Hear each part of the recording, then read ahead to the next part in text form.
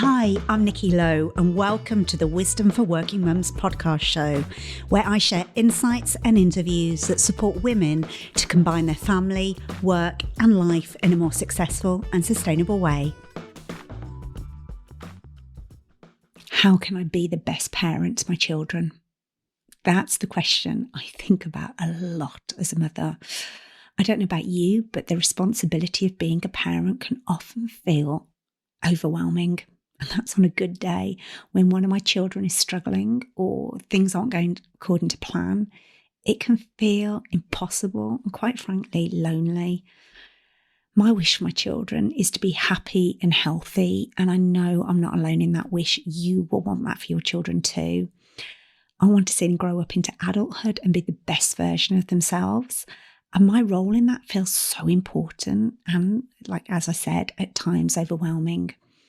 The statistics on children's mental health are alarming. And it's not surprising with some of the stuff our children have to navigate, stuff that perhaps we didn't have to in our own childhoods. So how do we support our children with their mental health? How do we raise them to be happy and healthy? That's the biggest question as parents, I think. And I believe that never before in history have we faced so many challenges for our children. I think this question is particularly heightened for working parents. How do we show up for our children where we're navigating the demands of our careers and our lives? This episode is for you if you're worried about some of the things that your children are having to deal with in their lives.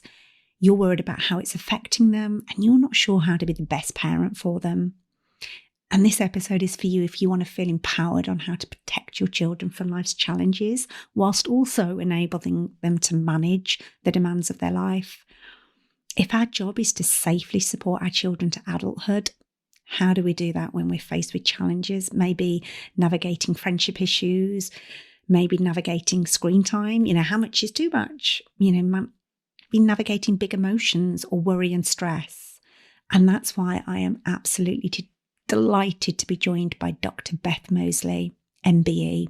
Dr. Beth is one of the UK's most experienced and respected consultant clinical psychologists, and she works with children, young people and their families, and her expertise is based on cutting-edge science and evidence-based interventions developed over 20 years of working in the NHS, as well as Beth's own experience as a single mother of 3 children. Beth was recognised in the 2022 New Year's Honours list with an MBE, the most excellent order of the British Empire, for her outstanding contributions to children's mental health. Not only is Beth an exceptional leader in her field, she's also the author of Happy Families, How to Protect and Support Your Child's Mental Health. And I love this book. It takes an honest, expert and accessible approach to mental health. It's aimed at parents and carers and arms us with the tools we need to tackle anxiety, low mood and difficult behaviours in our children from ages 4 right up to 21. And I really love Beth's honest approach in this book, sharing insights into her own challenges as a parent. Even with the training and expertise she has, it's relatable, it's reassuring, as well as empowering. And this conversation with Dr. Beth is honestly like the most warm, reassuring hug that we could have as parents. In this episode, she shares her own struggles as a parent, how navigating a divorce was a really unexpected challenge for her and what that's thrown up in terms of her having to navigate her life as a working mum. And I just know you're going to love what Dr. Beth's got to say. So I won't keep you any longer. Let's dive in and welcome her. So welcome, Dr. Beth. Thank you for joining me. I cannot wait to dive into this conversation because I know it's so important and so many people are going to get so much benefit from this. So thank you for joining me. Thank you. Really glad to be here today. So for those that don't yet know about you and your incredible wealth of experience, could you give us an insight into basically who you are, the journey you've been on to do the really important work that you're now doing? So I guess my starting point would be my childhood wasn't easy. And I think that's just so important as we're all grown-ups in this world to just pay homage almost to some of the experiences and challenges we might have had in our early life, which really inform who we are now, and how some of those challenges can actually give us a platform really in adulthood, to grow and be more than we ever dreamed of. I definitely think that's true for my story. I never dreamed that I'd actually be where I am right now. So yeah, my childhood wasn't easy. I'm the eldest of four. My parents had me when they were in I suppose we would describe now these days would say they're really young. So my mum was just 21. And I suppose they sort of grew up, as they brought us children up, and they had us in, all four of us, in quick succession. And I guess that's one of the things that I had my first child when I was 29, which is a sort of almost a decade older than when my mum had her first child, me. And I think I still did so. I've grown up with my children, and I think my parents did an incredible job of managing some of the challenges they faced in their life with quite a lot of disadvantage to help us children all be dreamers, really. And my dad was a fantastic storyteller, and I think that's really stuck with me. I was bullied quite a lot at school, because my parents were super religious, actually, and they didn't help because they kind of meant that I stood out as being quite different, and I felt quite different, felt quite alone. But the storytelling part of my brain sort of always helped me dream and think of wanting more from life than what was right in front of me right now.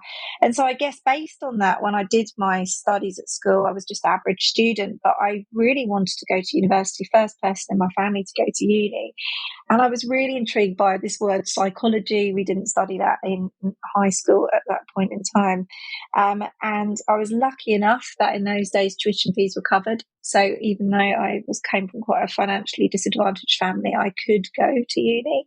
And I just absolutely discovered my natural aptitude and love for psychology, thinking and understanding others.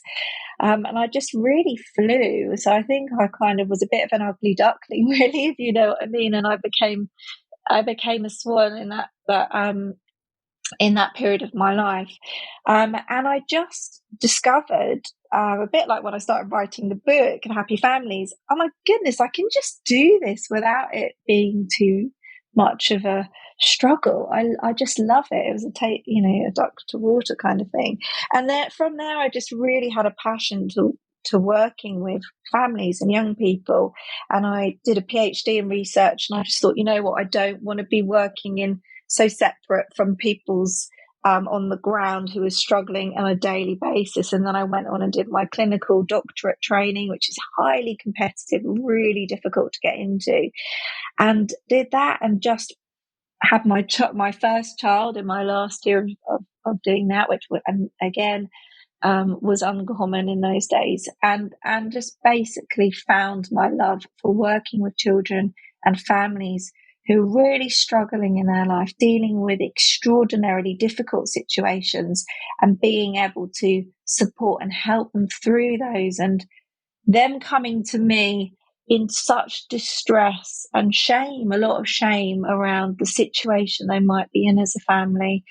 And then us being able to come together and find a way through that, and then being able to say goodbye to families on a completely different trajectory where they're feeling hope and optimism about the future, and also a sense that the struggles that they and their children have faced are now going to prepare them for further struggles in life, because they've learned some really important tools through working with me, which they can continue to use as they go on in life. So yeah, I've worked in the NHS for more than 2 decades, pretty much tirelessly, to do that, whilst I guess getting divorced, lots of things happening in my own personal life which are challenging and scary, and bringing up 3 children as a single parent for the last sort of 7 years it is now, whilst working full time and some. It's been really challenging but rewarding. And I guess what it's meant is, as a therapist, as a clinician, I really understand so much more, because of my own challenges, just how difficult it can be to manage life and bringing up children. So I'm coming from a place of, really being able to get it, which I think is so helpful when you're in a place where you're feeling very isolated and alone and scared of what's going on in your life. Massively. And I really thank you for kind of taking us on that journey, because it really gives people a sense of who you are and what brings you here. And I think that really comes through in your book about that you're in the trenches with us as parents, and you haven't got it all figured out. And life, it isn't about kind of gliding effortlessly through life. It's about actually, when we hit those bumps in the road, do we feel resourced to support our children? And yeah, I think before we hit record, I said how much I'd loved your book because it was so relatable, and you in it voice kind of that inner, you find a place to bring out the stuff that we might be keeping in around the shame or the guilt or the unease. And you've done it so beautifully. I can, the storytelling really comes through in your book. So thank you. In terms of, obviously your work is focused on supporting children's mental health needs. And we hear a lot about mental health in the press and in the media. I was only listening this morning to, I can't remember the guy's name, is on Capital Radio, the young lad who has written an open letter to all the writing the open letter to the MPs to say, look, we are not doing enough in this area. So it's a term that people will often kind of be familiar with. But I wondered if you could just share actually what you mean by mental health and the difference between mental health and perhaps mental ill health. Yeah, absolutely. And I think it is a bit confusing, isn't it? And I think we've become more familiar with the term mental health in recent years, and there's hopefully less stigma around it. But I guess the key thing about mental health is it's something we all have. Just like health, we all have health. And it's quite helpful to think about it as being a bit of like being on a spectrum, so being on a line with good mental health at one end and poor mental health at the other. And really what we mean by mental health is it's essentially a person's emotional, psychological and social well-being. So how they're thinking, how they're feeling, and how they're functioning. So how they're getting on in life. Are they able to work? Are they able to go to school? Are they able to connect and relate with other people? And it's also our ability to cope with the stresses in our lives, because we're all constantly experiencing stresses. And it's not just the absence of illness. And it isn't fixed. It's something it isn't something we're born with. It is something that fluctuates depending on what's happening in our lives. And I think that's the key important thing. And as we look at the increase of mental health need in young people that we're seeing, and actually in adults too, the question we should be asking is, what's happening in our children's lives, in our current world and way of living, that is having such a huge impact on people's mental health, how good they're feeling about themselves, how well they're coping with the stresses that they're experiencing in their lives. And I guess that's different from mental illness. So obviously when I'm meeting with families, they're really asking that question, is this thing I'm seeing in my child, is this anxiety or is this low mood something that I need to worry about in terms of, is it a mental illness? Or is this a kind of normal variation of what a child might experience in their life, based on the situational experiences they're having? And I guess with mental illness, what we're talking about is it explains a range of mental disorders that affect a person's mood, thinking and behavior. So similar to mental health, but it's usually associated with really high levels of distress and difficulties with functioning across your life. So really not being able to do those things you'd expect a person should or could be able to do. So not maybe getting to school at all, or really struggling with attending school, or struggling with learning when in school, perhaps not engaging in family events. And if you're a parent on this call who's seen your young person really struggle with low mood or anxiety to the point that they are not leaving their bedroom. They're not doing the things that they used to enjoy doing. And this has been going on for a long time. It's not just something that's happened in a week where they've fallen out with a friend or perhaps lost someone really dear to them, but it's actually going on and it's quite persistent over a period of time. That's when we'd be asking questions about, is this going into that territory where you need more support and help beyond what you can offer them as a parent, or the kind of school support that might be available? Is this something that could be what we might call a mental health disorder or a mental illness? Does that make sense? Absolutely. And I really appreciate you giving that context, because I think often we use these terms interchangeably. And I think it's just that recognizing that we all have that mental health, and where day to day, moment to moment, we might move across it, and when as parents, because I think we do worry about our children anyway, but more so in kind of our modern world about, what is normal, and the work that you're doing to help parents navigate that is so important.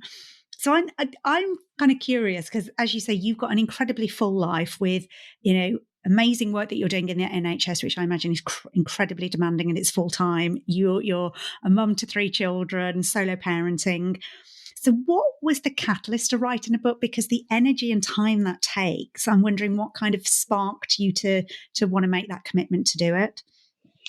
It's so funny. I just had this moment in my kitchen where I was actually listening to a podcast where someone was explaining something really complicated in a way that was just so relatable and easy. And I just thought, you know what? I'm never in my career seen such a high level of demand of young people needing mental health support. Young people are waiting on average 10 years. It's an average of 10 years before a child gets an evidence-based treatment for a difficulty of their mental health. So I'm in the NHS seeing the frustration of families who are having to wait more than a year to even get that first assessment session with a person.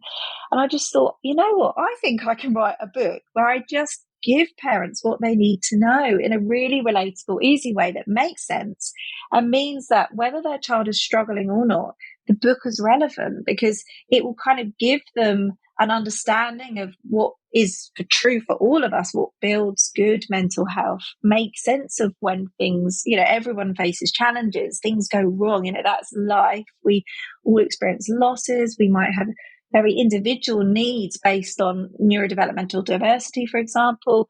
And it's just about really just having a handbook which just sets this all out and gives parents the tools, the understanding, and the tools I teach and do with families in my sessions. And families are always saying to me, and have over the years, you need to put this in a book, Beth, because then we wouldn't be here today. That could have avoided us being here today.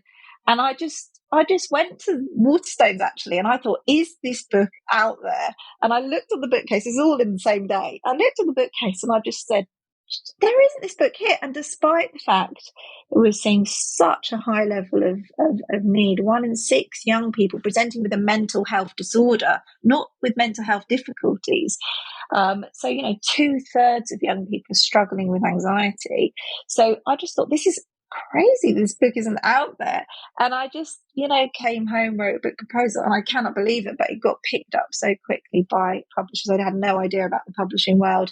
I just really believed that I could do it because I wanted it to be easy and accessible. I know from my parent workshop program, what parents love the most about that is me being honest about how hard I find it as a parent. I'll never forget, I ran this parent workshop. It was before COVID, and I was having a really difficult week with my daughter. And I just stood up there and I just said, look, this is how you should do it, but this is actually what I do and how I get it wrong. And I the whole hour presentation, I was just giving them the stories of my week, basically, and then telling them about, how I could have done it differently, or what might have been going on for me, what might be going on for my daughter. At the end, this person stood up with tears in her eyes and said, thank you, Beth, so much, because if you were struggling as a clinical psychologist with all this experience and knowledge with this task of parenthood, then automatically feel so much better about the challenges I face. And I do think people come to these things with that fear of feeling guilty because they're already feeling guilty, being told what they kind of aren't getting right. And I just found that if I was honest about how tough this stuff is in reality and how often I get it wrong, then parents could breathe a massive sigh of relief and just think it isn't about being perfect. It's about learning and growing alongside your child and being open-minded enough to try some new stuff out, accept it might not always go to plan, and like forgive yourself for that. And it just, and that's what I thought I needed to put in my book. You know, this is it. I'm getting it wrong every day, but that doesn't mean to say my kids aren't going to be okay at the end of it, you know. So yeah. I love that. Yeah. And that came, I mean, like one of the stories from the book that really struck me as I was reading it, you kind of give a couple of paragraphs about taking your daughter swimming. And I think she was 13 at the time. And she was just like, Mum, I want my phone. I'm missing my phone. And the story, I don't know if you can share a little bit. And I was just like, oh my God, that is so relatable. And about what was going on for you as somebody with your phone. And yeah, I just love that. Yeah. So it was literally, you know, I was at the pool. My daughter's like, Mum, I've just got the feeling someone's messaged me. I just know it. I've got the feeling. I was like, no, just, you know, don't be silly. And in my head, I'm thinking about my work emails on my phone. I just need to be tracking what's going on. If I don't have a message of something going on at work, I need to be on top of them. And it was just like, I could totally relate to that feeling she had. And it was like, I was like, right, we've got to get in that pool. We've got to jump in that pool and escape this kind of world that we're in, where we're constantly preoccupied with something we should be doing, could be doing, that someone else is doing that we're scared we're not doing. And I mean, social media is an amazing tool and young people really value it, but it also is such a challenging thing because it's constantly making you aware of some of the stuff that you're not doing quite well enough, isn't it? Or, you know, you're feeling like you're not achieving. And it's for me as a person who's new to writing a book and I don't have a social media profile, and a big part of being successful in this world is having a big social media profile. And it's like, you know, I've got 200 followers at the moment on Instagram, which I had 0 like 3 months ago. And I'm like, I'm such a fail at this. I can't do this. And I can feel the pressure that my daughter experiences with trying to kind of be seen on social media, to be liked on social media, to get those likes. It's so addictive. And it's really, really hard to step back from it and believe it doesn't define you as a person. So yeah, it's that a real validation challenge for us thing, as isn't it? adults. And I think that's what I love in the book, is that almost dual process about actually this what could be going on for our children, but actually this is what gets triggered in us. And you know, part of the book you talk about, you know, screen time and what is a healthy amount of screen time. And I loved you put a sentence and I was like, oh my God, that just represents my experience, that as a working mum, often I use screen time for my children to keep them entertained while I've got work to do, or to stop them squabbling and getting upset with each other. So I kind of use it as a babysitter, but then hate that I'm doing that because I know that screen time's not healthy for them. And you speak to all that in your book in that such a brilliant way. And I just so appreciated it. Yeah, because I think we have to be realistic, you know, and yeah, I completely rely on that because I work a lot of hours and you kind of feel like your kids in their room, safe, occupied, and then as soon as you drop what you're doing, you were like, right, kids, come on then, and they're all like, what? I'm putting down this, I'm right into it, and you kind of end up with this terrible thing. You think, I'm available now, come on everybody, let's do something, and they're all not remotely interested, and you just feel in this massive double bind. And then I sometimes end up going back to my laptop and doing a bit more work, thinking, oh, they're all happy enough on the without me. And I think that's one of the things I've learned actually is, you know, I think there's a lot of pressure on us as parents, like, now I'm ready to do something, you know, now I'm ready to engage in a really purposeful, meaningful activity. And actually what I've learned as a working parent is you're exhausted at the end of the day, and often your children are too. And the biggest, most important thing I do every day with my 10-year-old for him is and I did it with my older children too, is we watch for about 20 minutes an episode of something he really enjoys, but I can also kind of enjoy too. So I'm not pretending that I'm interested, if that makes sense. And so, I mean, at the moment, watching Battlestar Galactica, would you believe it? But actually, I've really got into it. And we both have turned this into a daily ritual. And in those 20 minutes, we both just together on the sofa, might have a little snack to make it, more sort of nice sometimes. And in those 20 minutes, I just feel so connected and I can really relax and switch off. And it's those 20 minutes that my son will bring up what's bothering him. He will just start to say, and we end up having to pause it in the end because I'm like, or sometimes I'll be like, we're missing a really important.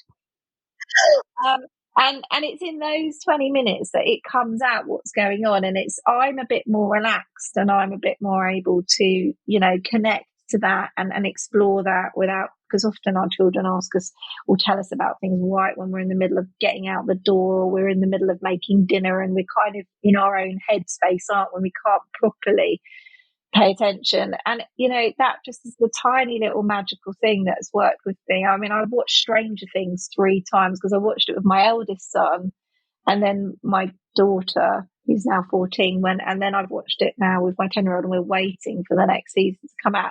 And, it just anchored our day because I'm acknowledging I don't actually have the capacity to do some amazing activity. I just need to kind of sit still and be present, really, and sort of be whisked away from the chaos of my own world and my own thoughts because I get so immersed in my work. And it's really addictive. It's hard to transition from being in that work zone where your brain is working in a particular way to being a mom and often I transition into, right, now we've got to get everything sorted. We've got to get dinner done. We've got to get cleared up. We've got to get everybody. And you're just on a mission, aren't you, to think, right, when I get them all in bed, I'll finally be able to have a glass of wine and relax. And then I've spent my whole of parenthood, and I've had to really put myself in check on this. And then they're asleep and you're feeling guilty. Oh, why did I just rush through the day? Why didn't I listen to them properly? As soon as they're asleep, you're kind of like the most wonderful children in the world. While they're awake, you're like, just like it's kind of like trying to shepherd them into the tasks of the day. And I suppose I've learned really to let go a little bit. And it's easier to do that as your children get older, I think, because you're less dependent on that strict routine to get them asleep by a certain time so you can then clear up. But I think, just those little moments actually with all of my children have given them that special, precious time with me. And for my children, that seems to just be enough, actually. I mean, it might be different for other children. They might need more than that. But and I look forward to it now every day. I really do. And my son knows that. Like, he knows I can't wait for Battlestar Galactica or 20 minutes to half an hour of just letting go of the day and not thinking about anything other than being with him and getting absorbed in the story. I love that. And that's such an accessible tip, I think. So you've already alluded to some of this, but what are some of the key challenges you hear in your practice and when working with parents, particularly working parents and their children? I think, we're all coming to parenthood not as a blank canvas. We've all had our own experiences in our childhood. There are some things that we want to give our children that are different from our experiences. There are some things that we may want to repeat and give them. And so I think when we're facing the challenges of life, the unexpected events happen. I never dreamed I'd get divorced. I never dreamed that a lot of the things that have happened in my life would happen to me. And they do. They happen to each of us. And as we navigate those things, and they happen to our children too, I think it's really frightening as a parent because in the moment that you're seeing your child struggling, you're panicking not just about the struggle in the moment, but you're panicking about what it means for the future for your child. In this moment, my daughter's being so difficult, so rude, so obnoxious. What is she going to do next to manage her emotions? Is she going to do something that's going to hurt herself? And then what does this mean about her future? How is she going to cope with being an adult? Will she be able to, get a job and relate to other people without going through the roof, And I think you're always rushing to what does this mean for the future with your children? And I think most families I meet with and most young people are negotiating, navigating, dealing with what's happening in the here and now, what's happened in their lives, which was unexpected or traumatic. So the loss of event, conflict, experiences that they weren't expecting to happen but have happened. And the natural emotional fallout that comes from that, emotions are so huge in range, aren't they? We have joy, we have excitement, and we have deep sadness and grief, and we have fear, and we have anxiety. And we're trying to help our children learn to tune into what those emotions mean about what's going on in their life. And a lot of the time, people are coming to me because they're so worried about things that they deeply care about, to the point at which the worry is actually jeopardizing the thing they care about. So a really good example is children who are really struggling to go to school because they're so anxious. And what they're anxious about is friendships and relationships and doing well and learning. And their anxiety about those things, which are so important to them, mean that they can't get to school and they can't develop the relationships and they aren't engaging with learning. And so the anxiety has taken so much control of their life that actually it's become the boss of them.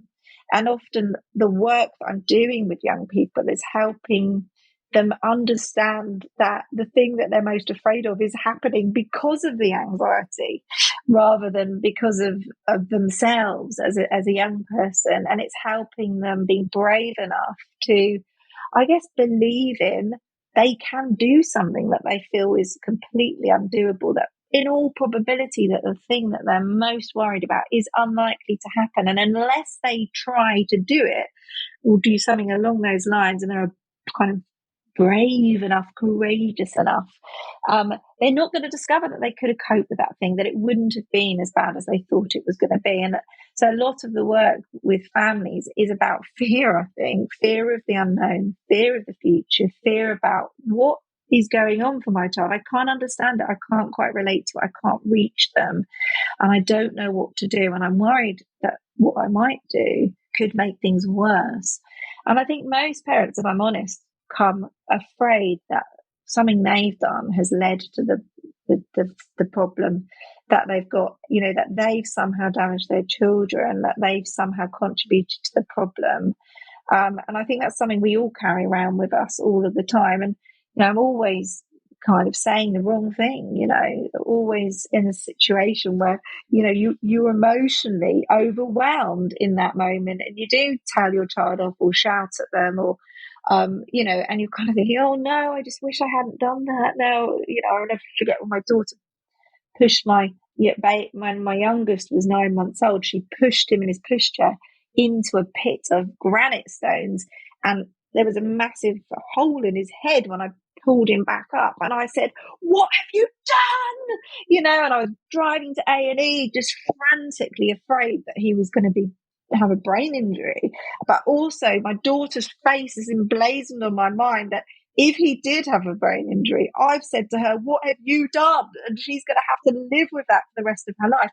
And this is what happens in parenthood, isn't it? You are in the moment are overwhelmed by your own emotions, and you can't not, it's just unavoidable sometimes. So I think that's the challenge. It's really coping with your own emotional response to the most precious thing in front of you right now, and knowing how to support your child or when to get help, when to reach out, is I guess what most people on that first day of meeting me are most worried about. Yeah, and I think so beautifully put, because I had never anticipated how triggering motherhood would be on so many levels, as you say, because we're not a blank canvas and we're bringing our own stuff. And I actually, before we joined this podcast, I had a conversation with one of my friends, and we were just kind of reflecting her daughter, who's my goddaughter. Her father, unfortunately, took his own life when she was 3. She's now coming up to 13. And I was only just saying to her, I was like, you have raised such an amazing young woman, to navigate what you've had to navigate. And we were just reflecting on, the triggers of that stuff, because you're almost looking for it to manifest. And then if there are certain behaviors, how people are judging you as a parent. So if if your child does have an emotional outburst, it's almost like, the judgment we put on ourselves about how will other people see me react to this? What does this say about me as a parent? And so that's layered into all this as well. So you want to be there and support your child, but then it's triggering your own sense of values and beliefs and navigating all that simultaneously so hard.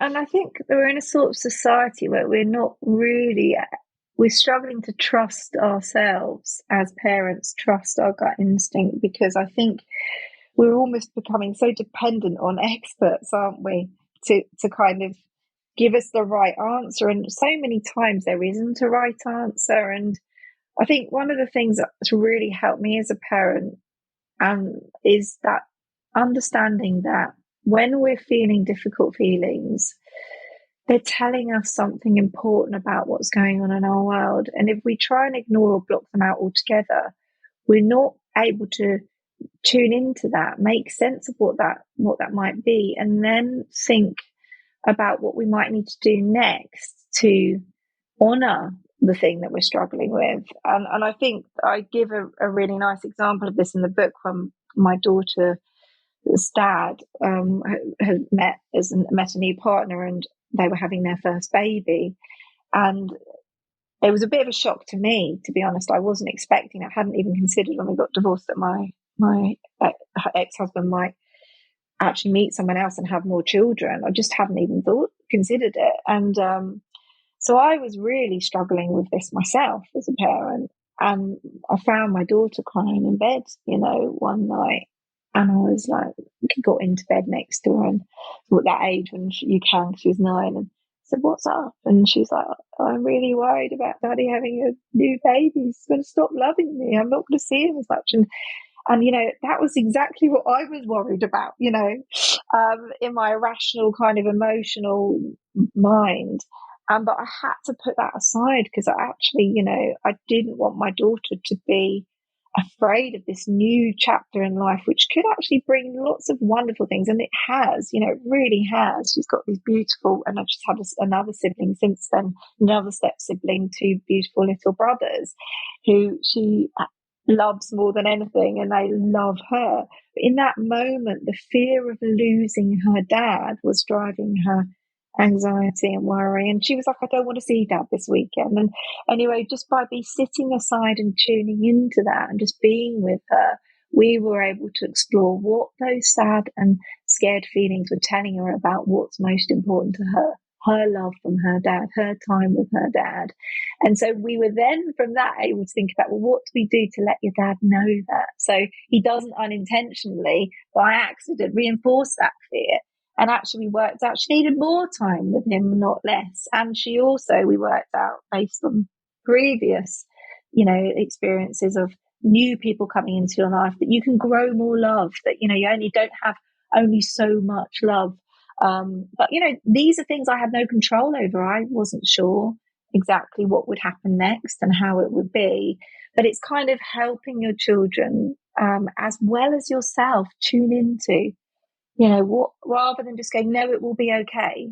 Yeah. Because it's invalidate it, and it's not honoring your child's world and their deep kind of emotional world, where they're trying to make sense of what's important to them. And quite often the things we get most worried about are the things that are most important to us.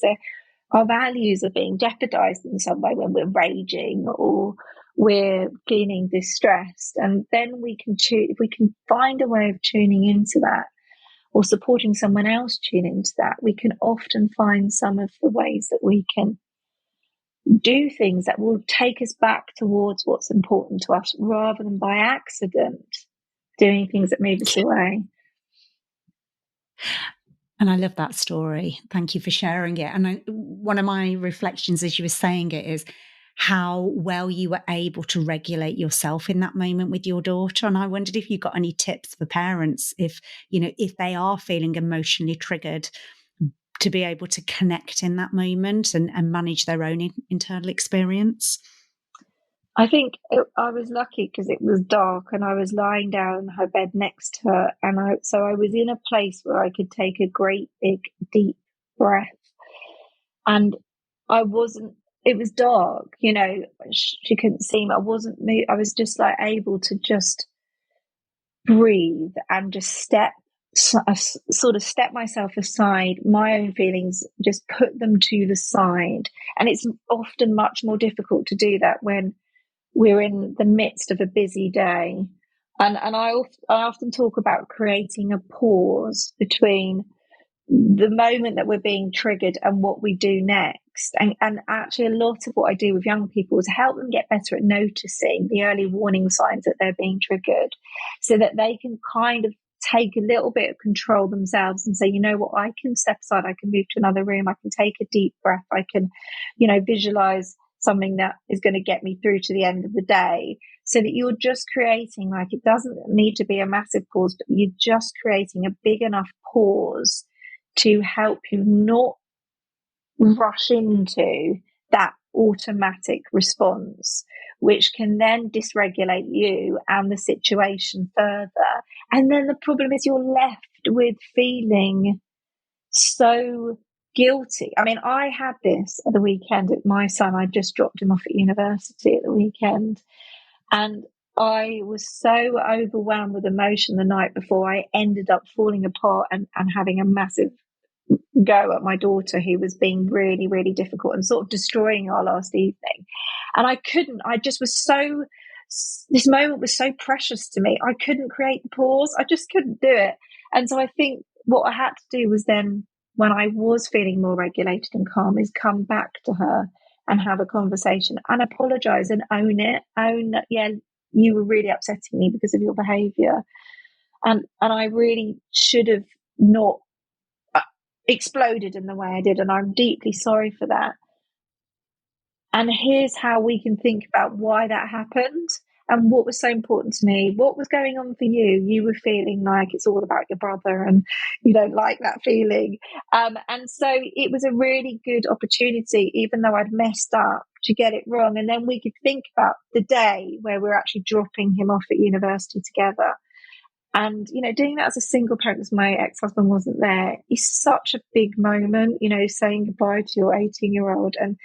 And actually that day we got it right. The night before we got it wrong, but that day we both got it right, my daughter and I.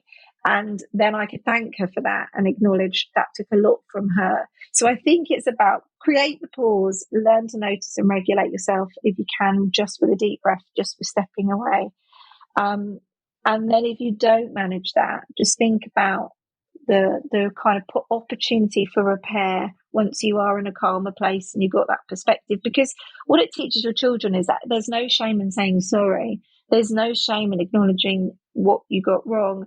And that if you do mess up, you can actually take something good from that. You can learn from that, and you can reconnect and build that stronger relationship. So that repair can actually help your relationship grow and develop, and think about avoiding the same scenario happening again.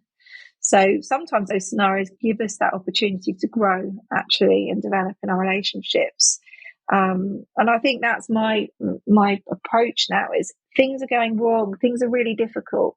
What can I learn from this? What can I take from this so that next time we can do something slightly different, so I can avoid this situation in the future, whatever it might be, rather than focusing on I've really messed up here, or I'm so annoyed that this has happened to me. Is thinking about, okay, that's good, that's fine that you've got all those feelings, that's natural to have all those feelings, but don't get paralyzed by the feelings and sucked into like a downward spiral of, I'm so useless, everything's so terrible in my life. Move towards thinking, well, what does this tell me about what's important to me, and what I can learn about life, how to do this differently next time, how to avoid being in the same situation again. And then it kind of takes the power out of worrying about things going wrong. It's a strange thing. It really, you can train yourself to see things going wrong as opportunities for things to be different.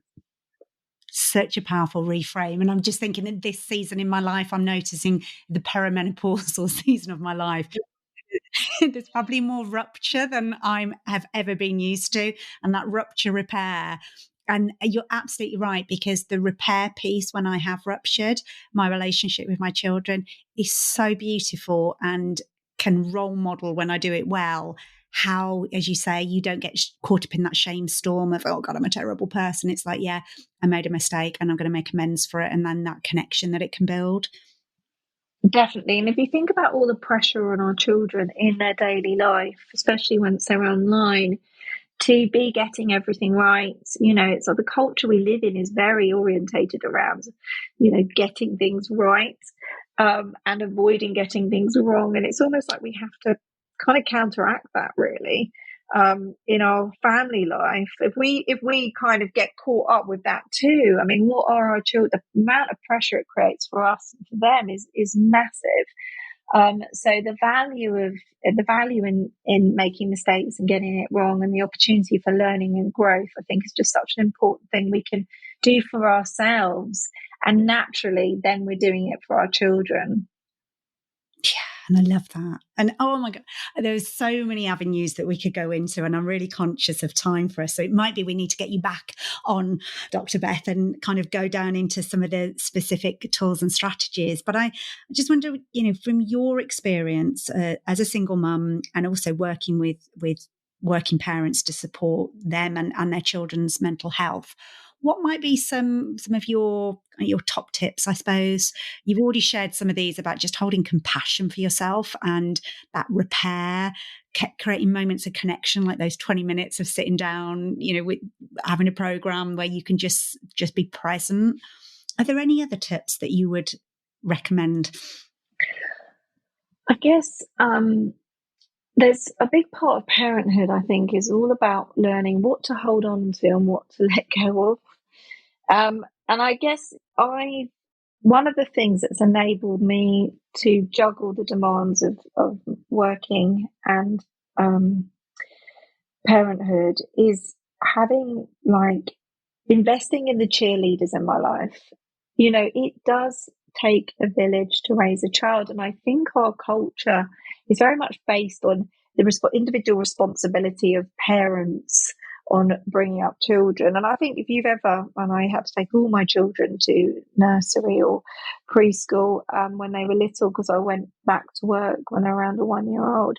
And I just remember being paralyzed by guilt, that part of me actually wanted to go back to work and build back that identity of my life. But the other part of me wanted to be the perfect mom and parent available to my children. And, I really kind of thought about this, and I thought, what I want my children to learn is that they can trust people, good people in their life, that there's not just one single person in their life who's going to be perfect for them, but there's a whole range of people from different walks of life who are going to be able to offer them something relationally, which is going to support them to grow and develop and see different perspectives. And I guess we are faced with this challenge all of the time, particularly if you might be getting divorced or separated from your child's parent, and they go on, like mine has, to have a new partner and new children. And I've really learned that actually it takes a village to raise a child is so true. I cannot do this on my own. And actually, I don't want my children to just have me as the key only person in their life they can trust and rely on. I want them to have a good range of solid people. So I think about important people in my family. Not everyone in my family I can rely on for that, but I have some key people in my family I can. I think about the good friends I've got. So find your cheerleaders, the people at school who get your child, who can advocate for your child. And when you find your cheerleaders, also think about the people in your life who are the referees, the people who are always criticizing. Just, try to diminish their impact and invest in those cheerleader relationships, so that your child is not just relying on you as the only person who gives them what they need, but they've got a range of people in their life that they can rely on, and they can build relationships up. And I think with my ex-husband, I have had the benefit of him having the children every other weekend, which has freed me up to write this book and freed me up to date and freed me up to, do some things for myself that actually I'd struggle to do if my ex-husband and I were together, actually, I think. Because there's no way I could just have said, I'm going to put myself away for a whole 2 days every other weekend and just write my book. I would have got drawn into family life. So, and really, my children have built a relationship with his partner, with their children, and that's going to be, we're all different. That's going to come with lots of I'm not sure how I think about that, or that person's view on that. But finding a safe space to explore that with your children. So talking about relationships and how people do things differently. And there isn't one right way. It's not all black and white. Embrace the grey, So I think that's what I'd say is my tip for working parents. You can't do it all. Find your cheerleaders, find your village to help you raise your child, and think about the simple things you can do to spend time with your children in a really meaningful, connected way. So the time you spend with them really counts, but not in a kind of grandiose way. It doesn't involve buying lots of gifts or going on an adventure. It can just be being together in their world. So just sitting with my daughter while she's on TikTok and finding out more about what she's interested in on TikTok and what the recent trends are. She loves that. She loves me coming into her world where she's an expert. If I give her 20 minutes doing that, she loves that more than me dragging her to do 20 minutes of something I think will be good for her, So I think learning to let go and believe and trust in others to support your children as well as you, and learning to hold on to what counts. So the time that you can give your children to just be with them and see more of the you that they often don't get to see when you're in that zone of trying to order them and organize them. So yeah, connection before correction is one of the phrases I talk about in the book. So just really learning the value of connection before we go on to telling our children how to get it right or what not to do. I know that's tough in real life, but there are lots of examples of how you can really simply integrate that into your life in the book. Thank you. It feels like a warm hug having this conversation with you, Dr. Beth. It really does. So reassuring. And, I'm just sitting here thinking, I can only imagine the parents that get to work with you with their children, how much an important part of cheerleader you must be for them and their future. So thank you for writing such a phenomenal book and for all the work that you do. So if people want to find out more about you and your work and find the book, and I would highly, highly, highly recommend it, where would you direct them to? Well, I have got a website, which is www.drbethmosley.com, which is, you'll be able to see the spelling on the podcast reel, I should think. It's Mosley. And I am on Instagram, and I would love to have more followers. I'm also on TikTok too. So if you want to follow me, I'm trying my best to be better at posting things, but I am trying, and I will get better at it. But it's time, that's the challenge, because I work so many hours for the NHS and finding the headspace to do it. But I am going to try and invest a bit more in that. And yeah, my book is on Amazon and it's Audible too, and I'm actually the narrator. So I've had a few people who've said to me, oh, it's really nice to have it in the background. It's like you said, it's kind of really reassuring, which is nice to feel like I can support and do that through that medium.